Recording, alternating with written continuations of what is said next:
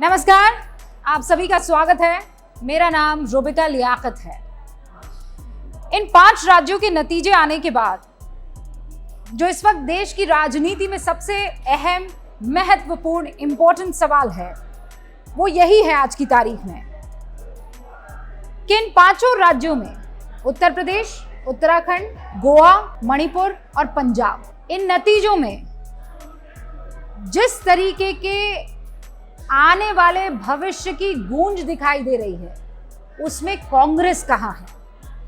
पंजाब में जहां वो सत्ता में थी और बहुत पावरफुल तरीके से थी, अपने हाथ से गवा दिया। उत्तराखंड में जहां 3 मुख्यमंत्री बीजेपी को बदलने पड़ गए थे, अच्छी खासी एंटी इनकम्बेंसी वेव जो है वो दिखाई दे रही थी, बीजेपी ने जीत हासिल कर दी। और बाकी राज्यों में तो आप पिछले साल गोवा में सबसे बड़ी पार्टी बनकर उभरी थी कांग्रेस, बावजूद इसके बीजेपी के दामन में सरकार बनती हुई दिखी और बन भी गई, चल भी गई। इस बार गोवा में अच्छा खासा प्रदर्शन बीजेपी का हुआ है। तो महत्वपूर्ण सवाल ये है कि उन 2 राज्यों में जहां आसानी से नहीं, थोड़ी मेहनत से ही सही कांग्रेस जीत सकती थी, जीती क्यों नहीं? क्या वजह है? वो सबसे बड़ी पार्टी जिसने कभी प्रचंड बहुमत लाया था, मुझे याद है 401 सीटें जो है इंदिरा गांधी की मृत्यु के बाद कांग्रेस के खाते में आई थी, और वही वो चुनाव थे जहां पर बीजेपी जो है सिर्फ 2 सीटें पाई थी। एक तो गुजरात की मेहसाणा सीट थी और एक आंध्र प्रदेश की हनामकोड़ा सीट थी। इन 2 सीटों से आज की तारीख में बीजेपी को आप देखिए, हर राज्य में बीजेपी को आप देखिए। और ऐसे में अब ये बहुत ज्यादा जरूरी हो जाता है कि ये सबसे पुरानी, सबसे बड़ी पार्टी जिसने दशकों तक राज किया है, हिंदुस्तान में सरकार चलाई है, और लगभग अगर मैं गिनने चाहूँ तो 75 साल भले ही ना कहिए, 55 साल के आसपास जो है वो कांग्रेस ने राज किया। हिंदुस्तान में अलग अलग लेवल पर सरकारें बनाई। आज उसकी स्थिति ऐसी है कि जो राज्य उसके हाथ में है वो भी वो संभाल नहीं पाती है। ऐसा क्यों है?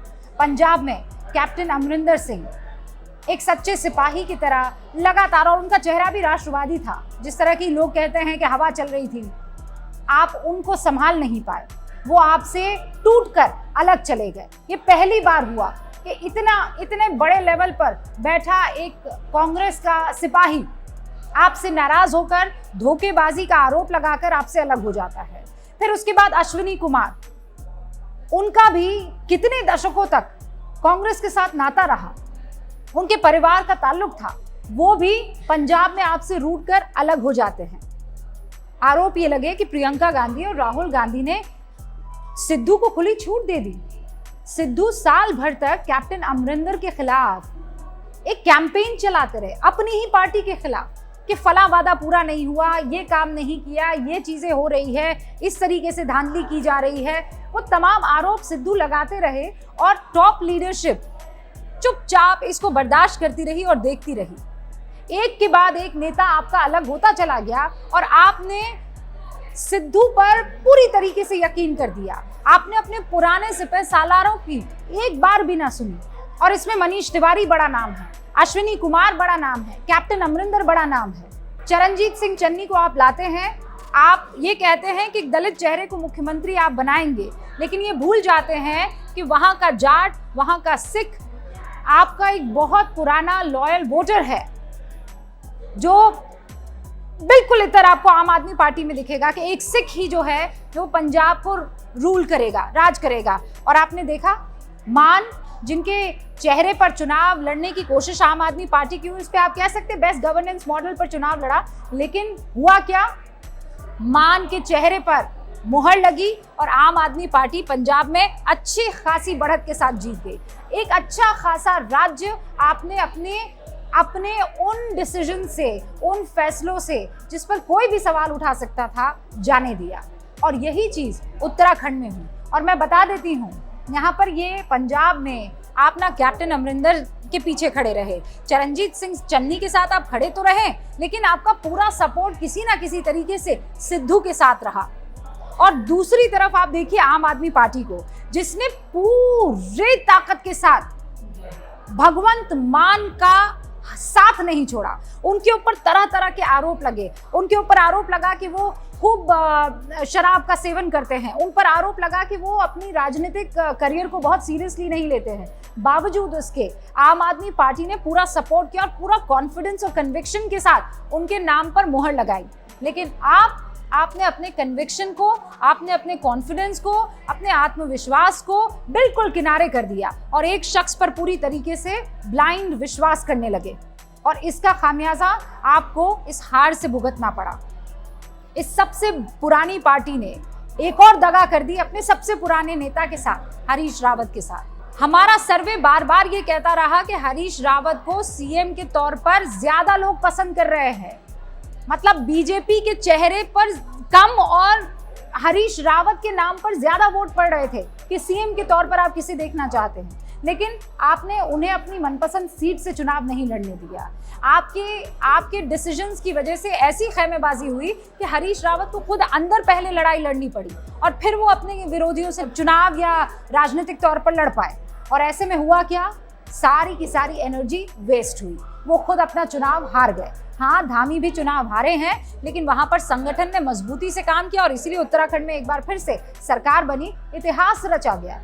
उत्तर प्रदेश में प्रियंका गांधी मैदान में आई, लेकिन पॉलिटिकल पंडित क्या कह रहे हैं कि आप एक रात पहले, और ये एक रात का मतलब ये नहीं कि सच में एक रात पहले प्रियंका गांधी ने जो है चुनावी रैलियां की। एक रात पहले चुनाव के लिहाज से जब आप कहते हैं तो 6 महीने पहले आना, मैदान में उतरकर और रैलियां करना, इससे चुनाव नहीं जीतते हैं। इसके लिए आपको 5 साल पहले से मेहनत करनी पड़ती है, जैसे इस वक्त बीजेपी कर रही है। अमित शाह त्रिपुरा में पहुंच चुके हैं जहां पर चुनाव होने वाले हैं। प्रधानमंत्री नरेंद्र मोदी गुजरात में जहां चुनाव होने वाले हैं वहां पर विक्ट्री शो कर रहे हैं, रोड शो हो रहा है। वहां मेहनत और तैयारियां पूरी है। लेकिन इधर आप देखिए क्या हो रहा है। राहुल गांधी वायनाड पहुंच जाते हैं, चुनाव के परिणामों से एक रात पहले आइसक्रीम के साथ एक फोटो खिंचवाकर पोस्ट करते हैं। आप क्या संदेश दे रहे हैं उन तमाम लोगों को जिनकी दिल की धड़कनें बढ़ी हुई है? कौन लोग? वो आपके कार्यकर्ता हैं, आपकी पार्टी के लिए दिन रात मेहनत करते हैं, वो आपके पार्टी के सच्चे सेवक और सिपह सालार हैं, उस आइडियोलॉजी के लिए दिन रात लगे हुए हैं। और आप कह रहे हैं आई एम डन, मैं अब वायनाड जाऊंगा। तो वो जो मोटिवेटिंग फैक्टर है आज भी कांग्रेस में उसकी कमी नजर आ रही है। प्रियंका गांधी लड़की हूं, लड़ सकती हूं वाला उन्होंने कैंपेन चलाया, लैपटॉप बांटे गए, स्कूटी बांटी गई, लेकिन उन्हीं के पार्टी की लड़कियां पार्टी से लड़ती हुई नजर आई। कैंपेन का जो चेहरा था उसने आरोप लगाया बीजेपी ज्वाइन कर ली, और ऐसे कई उदाहरण आए। बार बार एक ही सवाल उठ रहा है कि कांग्रेस जो कहती है, डिबेट में जिस तरीके से लड़ती है, वो क्या ग्राउंड पर ऐसा कर पा रही है? आप बड़े बड़े दावे कर रहे हैं, आप बड़े बड़े आरोप लगा रहे हैं, लेकिन उन आरोपों को कितना सिद्ध कर पा रहे हैं? जितना आपने सिद्ध किया उतनी आपको गिनती में वोट पड़ते हुए या सीटें मिलती हुई दिखाई दे रही है। इस वक्त कांग्रेस 7 से उत्तर प्रदेश में 2 पर आ गई है। कांग्रेस पंजाब की सत्ता से बेदखल हो गई है।